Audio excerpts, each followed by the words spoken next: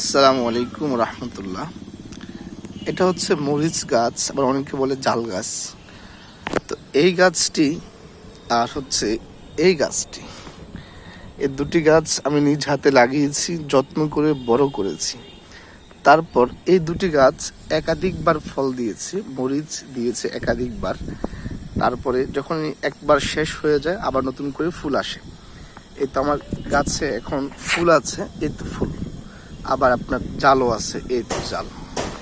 আলহামদুলিল্লাহ অনেক ভালো লাগে এই জন্য যে নিজ হাতে যত্ন করে বড় করলাম, আবার নিজে ফল খাচ্ছি, প্রিয় মানুষদেরকে দিচ্ছি, কাছাকাছি মুসল্লিদেরকে দিচ্ছি। এটা নিজের কাছে অনেক ভালো লাগে আর কি।